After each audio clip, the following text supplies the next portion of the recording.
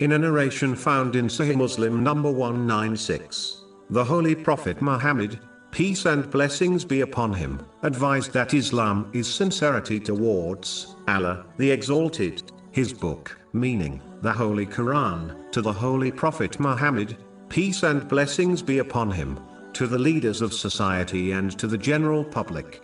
Sincerity towards Allah, the Exalted, includes fulfilling all the duties given by Him in the form of commands and prohibitions, solely for His pleasure. As confirmed in a narration found in Sahih Bukhari, number 1, all will be judged by their intention. So if one is not sincere towards Allah, the Exalted, when performing good deeds they will gain no reward in this world or in the next. In fact, according to a narration found in Jami' at-Tirmidhi, number 3154, those who performed insincere deeds will be told on Judgment Day to seek their reward from those who they acted for, which will not be possible. Chapter 98 Al-Bayyinah, verse 5.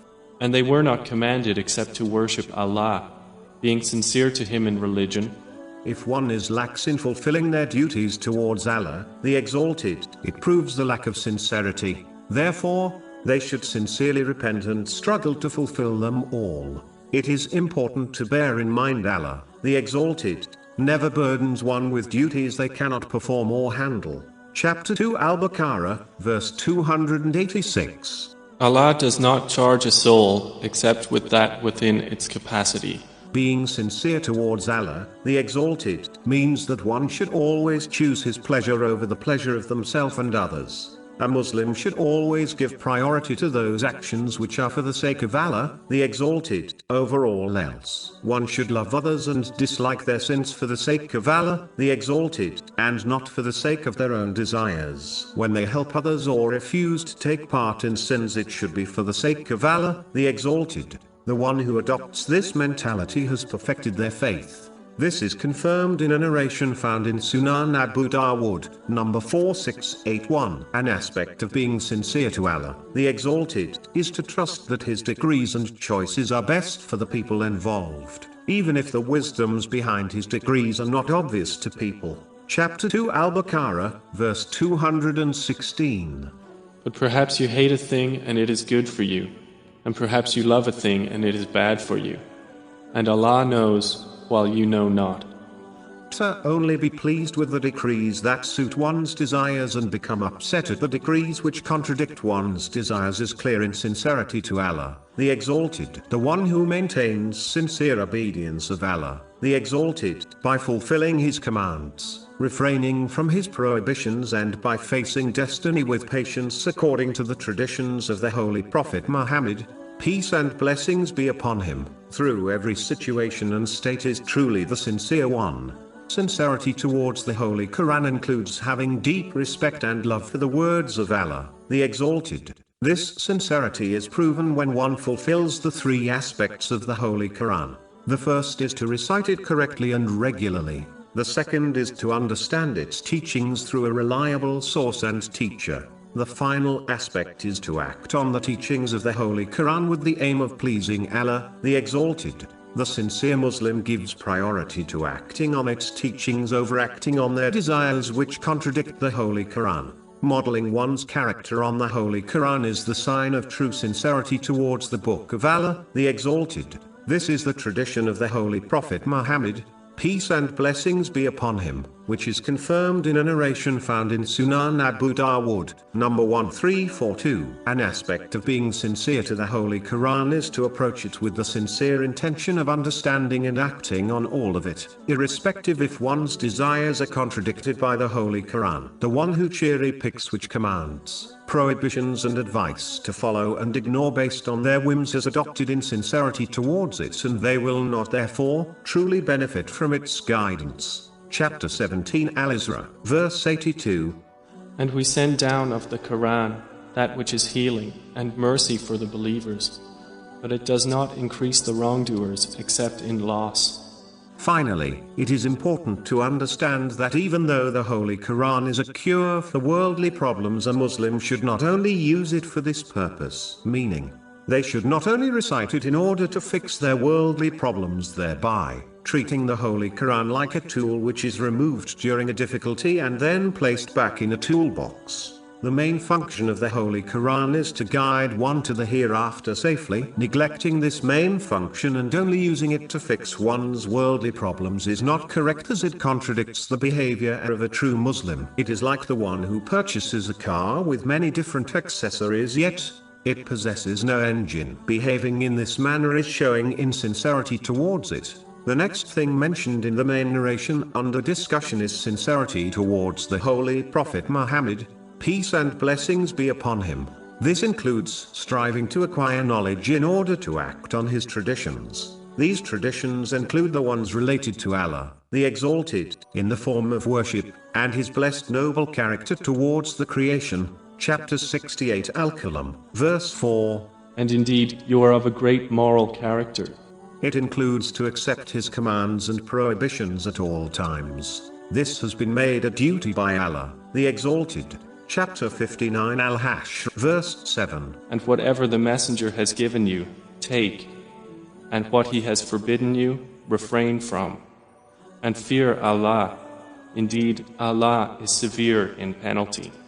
Sincerity includes to give priority to his traditions over the actions of anyone else, as all paths to Allah, the Exalted, are closed except the path of the Holy Prophet Muhammad, peace and blessings be upon him.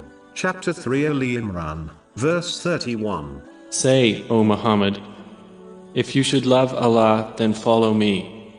So Allah will love you and forgive you your sins. And Allah is forgiving and merciful. One must love all those who supported him during his life and after his passing, whether they are from his family or his companions. May Allah be pleased with them all. Supporting those who walk on his path and teach his traditions is a duty on those who desire to be sincere to him. Sincerity also includes loving those who love him and disliking those who criticize him, irrespective of one's relationship with these people. This is all summarized in a single narration found in Sahih Bukhari, number 16. It advises that a person cannot have true faith until they love Allah, the Exalted, and the Holy Prophet Muhammad, peace and blessings be upon him, more than the entire creation. This love must be shown through actions, not just words. It is an aspect of being sincere to him to respect, love and practically follow him. But this is not possible to do without learning about his blessed life and teachings. How can one respect, love and follow someone they do not even know? The one who claims to love and respect him but fails to practically follow him is insincere in their claim. The next thing mentioned in the main narration under discussion is being sincere to the leaders of the community and includes showing sincerity to the religious leaders and teachers. This includes kindly offering them the best advice and supporting them in their good decisions by any means necessary, such as financial or physical help. According to a narration found in Imam Malik's Muwatta, book number 56. Narration number 20. Fulfilling this duty pleases Allah, the Exalted. Chapter 4 An-Nisa, verse 59. O you who have believed, obey Allah and obey the Messenger and those in authority among you. This makes it clear that it is a duty to obey the leaders of society, but it is important to note, this obedience is a duty as long as one does not disobey Allah, the Exalted. There is no obedience to the creation if it leads to the disobedience of the Creator. In cases like this, revolting against leaders should be avoided as it only leads to the harm of innocent people. Instead, the leaders should be gently advised good and forbidden evil according to the teachings of Islam. One should advise others to act accordingly and always supplicate for the leaders to remain on the correct path. If the leaders remain straight, the general public will remain straight. Also, to be deceitful towards the leaders is a sign of hypocrisy, which one must avoid at all times. Sincerity also includes striving to obey them in matters which unite society on good and warning against anything which causes disruption in society. There is no blind loyalty to leaders in Islam, only obedience to them in things which please Allah, the Exalted. The final thing mentioned in the main narration under discussion is sincerity towards the general public. This includes desiring the best for them at all times and showing this through one's words and actions. It includes advising others to do good, forbidding them from evil, to be merciful and kind to others at all times. This can be summed up by a single narration found in Sahih Muslim, number 170. It warns that one cannot be a true believer until they love for others what they desire for themselves. Being sincere to people is so important that according to the narration found in Sahih Bukhari, number 57, the Holy Prophet Muhammad, peace and blessings be upon him, placed this duty next to establishing the obligatory prayer and donating the obligatory charity. From this narration alone one can understand its importance, as it has been placed with two vital obligatory duties. It is a part of sincerity towards people that one is pleased when they are happy and sad whenever they are grieved, as long as their attitude does not contradict the teachings of Islam.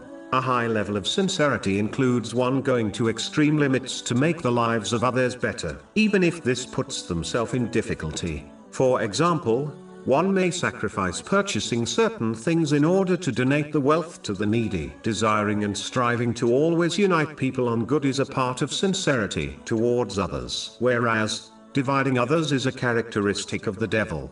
Chapter 17 Al-Isra, verse 53. Indeed, Satan induces dissension among them. Indeed, Satan is ever, to mankind, a clear enemy. One way of uniting people is to veil the faults of others and advise them privately against sins. The one who acts in this way will have their sins veiled by Allah, the Exalted. This is confirmed in a narration found in Jami' at-Tirmizi, number 1426. Whenever possible one should advise and teach the aspects of religion and the important aspects of the world to others so that both their worldly and religious lives improve. A proof of one's sincerity to others is that they support them in their absence, for example, from the slander of others. Turning away from others and only worrying about oneself is not the attitude of a Muslim. In fact, this is how most animals behave. Even if one cannot change the whole society, they can still be sincere in helping those in their life, such as their relatives and friends. Simply put, one must treat others how they desire people to treat them. Chapter 28 Al-Qasas, verse 77. And do good as Allah has done good to you. An aspect of being sincere to others is aiding them in order to please Allah, the Exalted. One should not desire gratitude from people, as this destroys one's reward and is clear in sincerity to Allah, the Exalted, and people.